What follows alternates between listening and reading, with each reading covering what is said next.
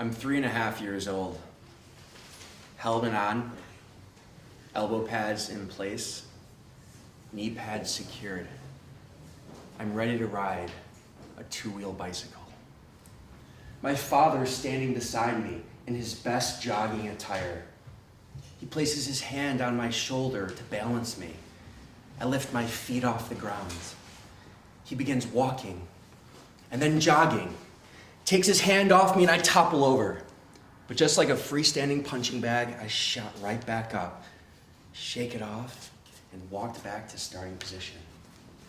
Once again, my father places his tender, loving, encouraging hand on my shoulder to balance me. I lift my feet off the ground. He begins walking and then jogging, takes his hand off me.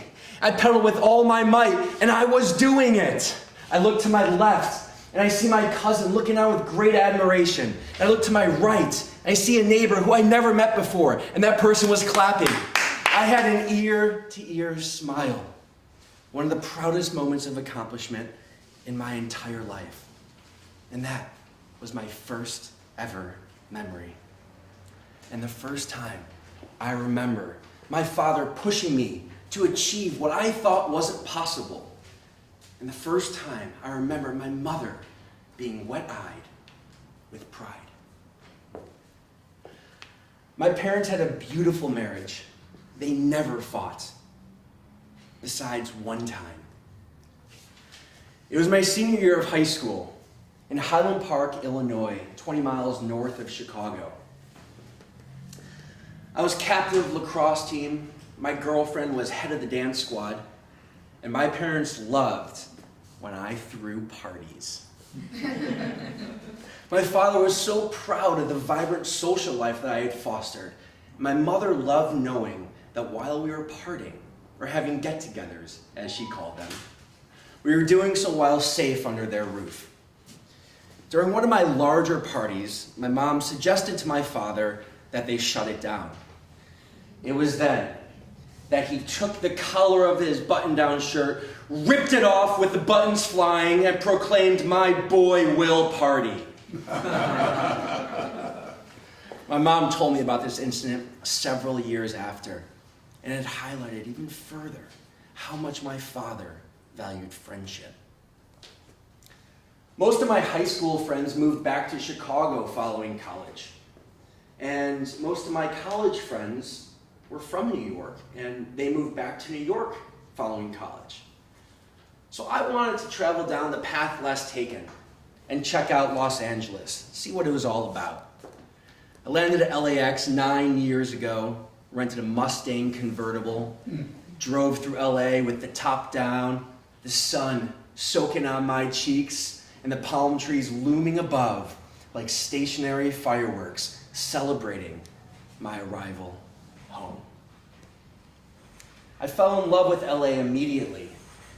I felt excited about the unknown that came with moving across the country with no family, no friends, and in complete control of creating my own life. In a way, I was forced to create my own life after my father passed away 13 years ago. I was no longer able to follow in his footsteps. While my father is no longer around, the values that he instilled in me are very much alive. My father had a great sense of adventure and traveled throughout most of his 20s around the world to collect rare insects. I too have a great sense of adventure. I've traveled to more than 30 countries. I've studied abroad in Europe. I've backpacked by myself throughout Asia. I've scuba dove at the Great Barrier Reef in Australia. And I've gone helicopter skiing in New Zealand.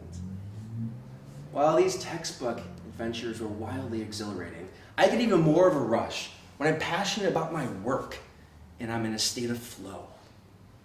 Currently, I'm the Director of Talent Acquisition and Rock Stardom at a quickly growing startup.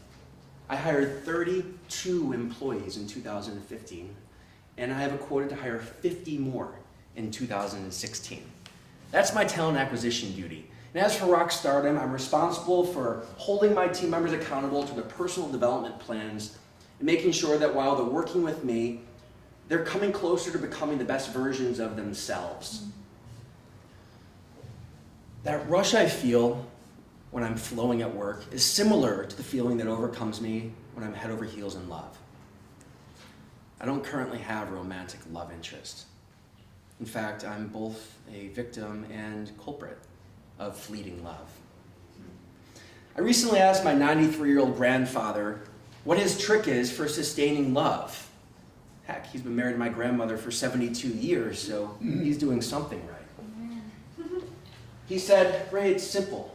Your grandmother is right 80% of the time, and the other 20% of the time, I'm wrong. He said this in a joking manner, but it carries a lot of truth. While I don't have a romantic love interest, I love my family. I love my friends. I love myself. I love LA. And in particular, our cozy home right here on the west side. Throughout these past 9 years in LA, I've fallen in and out of love. I've developed real and meaningful friendships. I've grown massively as a professional. I've created a full life for myself that I know my father would be proud of. My 5 core words are family, love, loyalty, passion, and adventure.